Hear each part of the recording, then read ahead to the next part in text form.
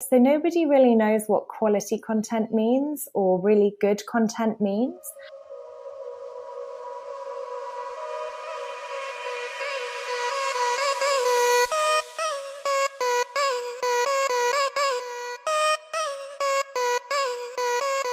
This is Time for Marketing, the marketing podcast that will tell you everything you've missed when you didn't attend the marketing conference.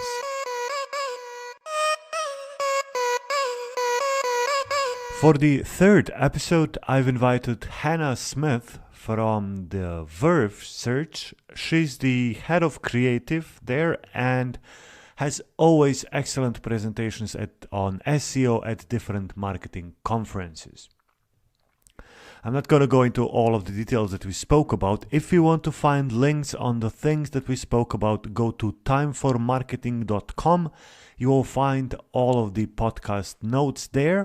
And we are now more or less on every place where you can find podcasts. So go there and subscribe if you don't want to miss any further episodes. And now let's go to the call with Hannah. Hannah, welcome to the podcast. I'm very happy to talk to you. I've heard a couple of your presentations in the past, and you being an SEO, if I can say that, and myself being an SEO. Yeah, you can say that. You can say that. You're always answering the most important or the most pressing SEO question, and that is where to get links, and you do it in your own very special way. So thank you for you to be on the podcast. Thanks very much for having me. So we found you because you had a presentation on the Search Leads conference, and this is one of the many great presentations that you had. How was Search Leads? How did you like the conference? It was amazing. It was really, really good. So it was the first time I've ever spoken at Search Leads, and I have to say, when I said yes, I thought it was quite a small conference. I thought, like maybe there'd be a couple of hundred people. And it would, be kind of small and relaxed. And there was actually, I think I'm right in saying they had nearly 2,000 attendees at Search Leads. So it's huge. It's a conference that's grown really quickly, really, really fast. And it's a free event. So like it was really fantastic. The audiences were so engaged and so friendly. It was a really great event. Oh, wow. It's interesting. This is one of the SEO conferences that they were under my radar. But from what I've seen on this year, all of the different tracks and all of the great speakers, it seems that UK has a lot of free SEO conferences that have really excellent content. Myself, I've been at the Brighton SEO, and that was awesome, very awesome. Conference. So we'll have to, us Europeans, will have to travel to the UK more often, obviously.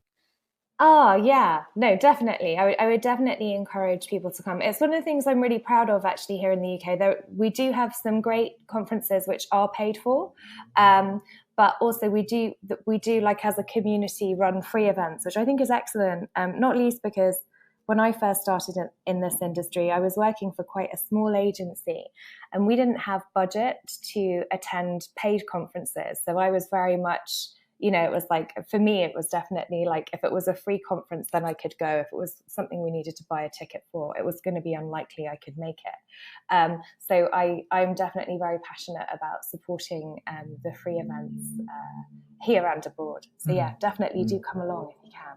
Yeah.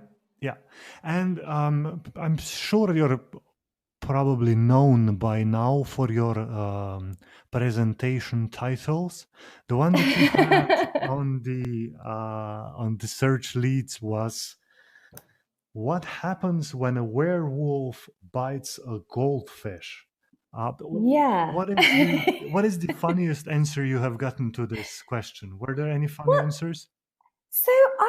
So I didn't realize that most people don't know or aren't familiar with werewolf mythology. So the way it goes is that if a man is bitten by a werewolf, that man will become a werewolf. Similarly, if a woman is bitten by a werewolf, she will become a werewolf.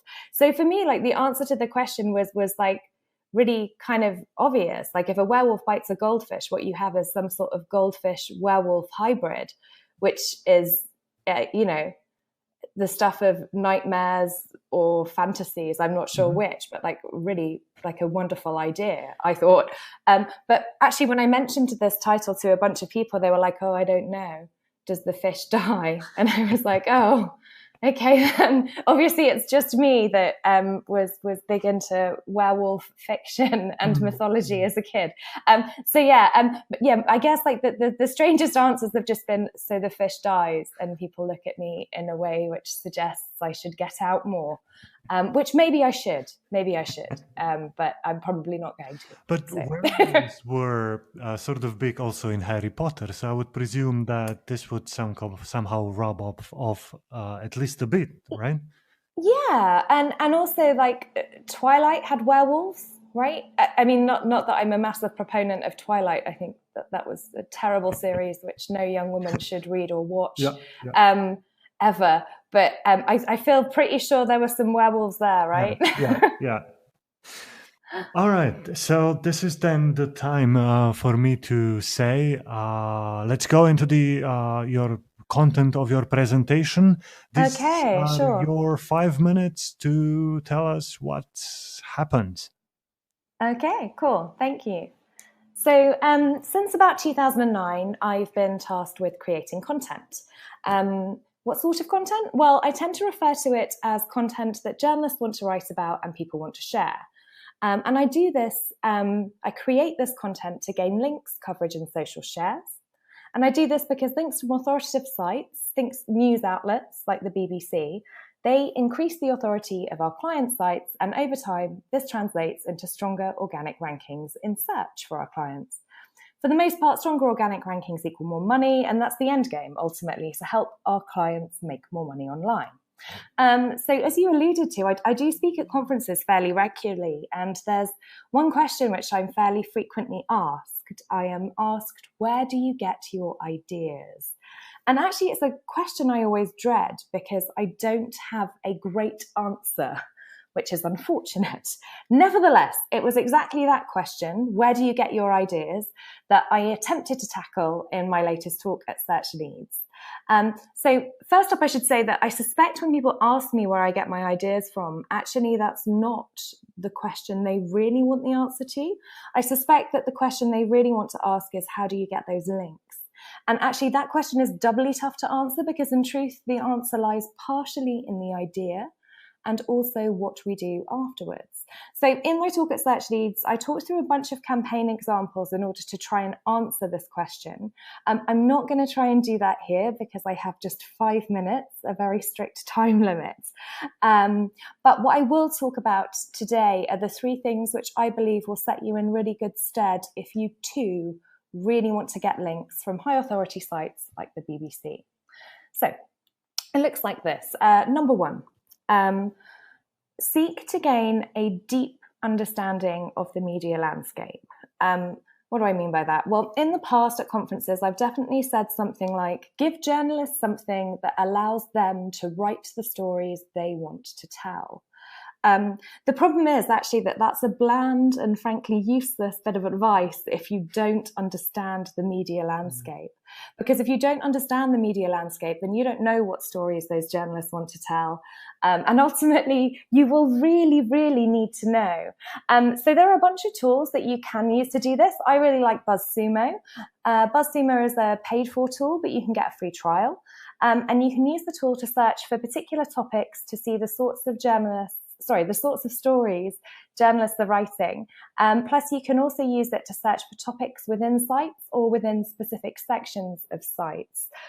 So, for example, if you had a car insurance client and your car insurance client really, really, really wanted coverage from motoring journalists, you could have a look at specific motoring sites or sections of websites which deal particularly with motoring and see the sorts of stories which are most covered. Do something like that. So like I said, I really like BuzzSumo, but actually you don't need fancy tools. You can get much the same data by doing advanced searches on Google. So even if you can't afford tools, you can still do stuff like this. So that's the number 1 piece of advice. gain a deep understanding of the media landscape.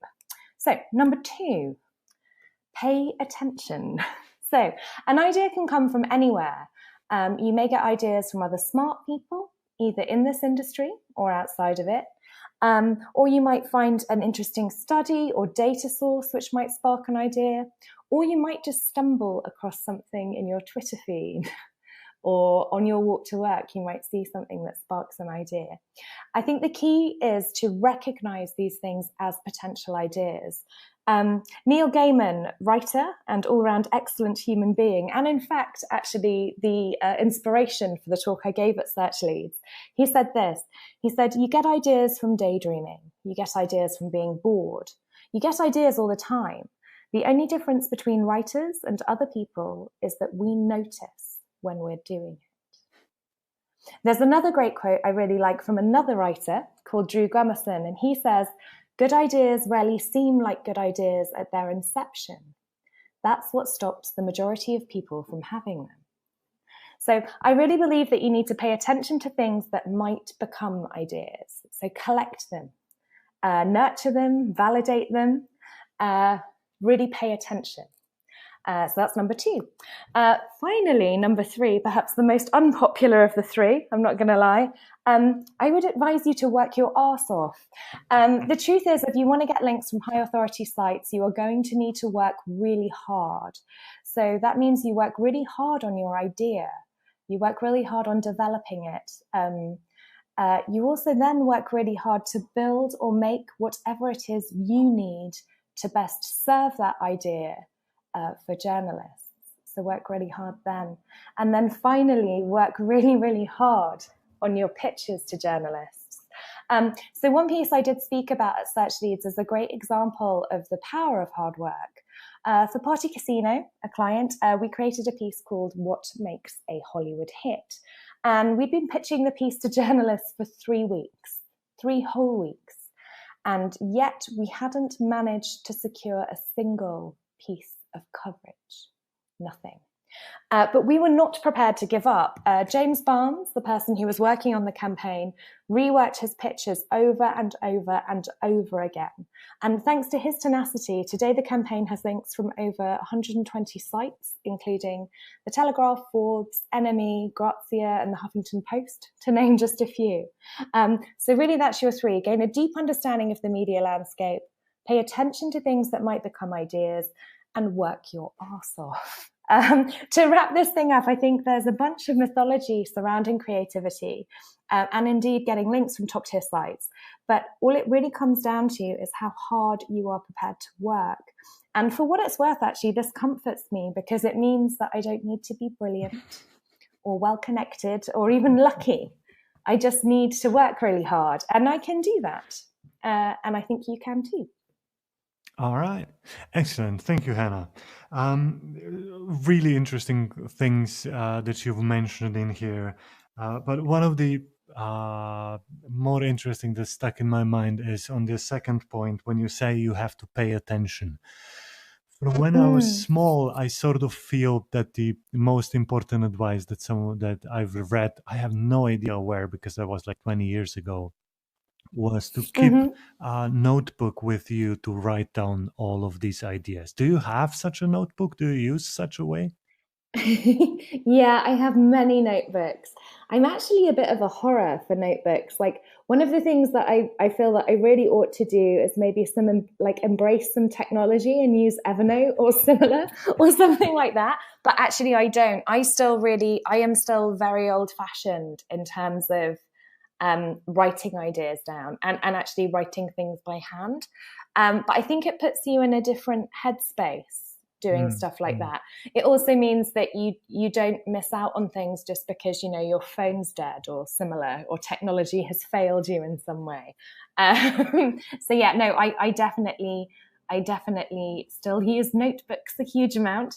I think something that kind of just sprung to mind for me when you mentioned that is something that my dad used to say. He used to say, you've got 2 ears and 1 mouth, like use them in that order. And by that, he means I should listen more than I speak. I don't think I've managed that yet, but like, I think it's a pretty good bit of advice. Yeah, and also I will link to the Neil Gaiman article that you mentioned. Yeah, please do. And what I liked from him in that article, it was that he tells you that the ideas are born in the in when you are bored, and I sort of feel that this is just my personal experience. I'm not even sure if that is a question, but I worked best in the jobs where I was bored from time to time, meaning that I had time to think about stuff. And this is also how I feel that the best ideas come when you have time to think, right? This is something that probably people have to take if you're trying to be creative. Would you agree with that? Yeah, definitely I would. I think I feel that most of the time creativity doesn't happen under pressure, or it doesn't happen well under pressure. I think that the worst thing you can do to any human is sort of sit them down and say, you have an hour, come up with a load of ideas for me. Because I think the second you do that, like some sort of panic mode sets in, a huge amount of fear, self-loathing, everything kind of piles in on top of a person, and at that point they are unable to kind of come up with anything. And I think perhaps that's what Neil's talking about when he's talking about being bored. What does bored mean? It means that you've got some time on your hands and you're letting your mind wander. And there's a ton of really interesting kind of hypotheses around creativity, but one that particularly rings true for me is the idea that creativity is it's about the coming together of things. So it's maybe like a thing that your friend said to you last night, plus an article you just read, and a piece of graffiti that you walked past this morning. And it's sort of all of those things coming together. It's this idea of creativity being confluence, this idea of things coming together to produce something new. And I think that happens more readily when your mind is able to wander. Yeah. Okay, for the last question, let's go a bit back to the acquiring links. I sort of feel that in the last 10 years, the mantra for links was build or make quality content. Has it changed into make incredibly good content and present it in a very specific way, and then you'll get organic links? I think I think the problem with either of those definitions is that they are by their nature subjective. So nobody really knows what quality content means or really good content means. And how could you? I also think that I don't believe that anybody sets out to make things which are terrible. It just happens by accident. It certainly happened to me. So I think I think certainly stuff has changed over time. I think one of the biggest challenges now is that news is viral. So it took an awful long time, I think, for news outlets to really understand the nature of human behavior online, and therefore, for a while at least, people like me and other SEOs who were kind of messing around doing the same sorts of things as me, and there's always been a bunch of us. We kind of got away with stuff pretty easily. Like, we didn't actually have that much competition. The sorts of things we were making certainly weren't being made by other news outlets. They weren't being made by very many other companies. And so as a consequence, I think because we understood human behavior online, we had almost without knowing it, we had a really good understanding of the sorts of things that were likely to work and that humans were likely to respond to. And I think now, like I say, the news is viral. Like every other second, Trump is doing something heinous or ridiculous or terrifying. Brexit's kind of a big deal here.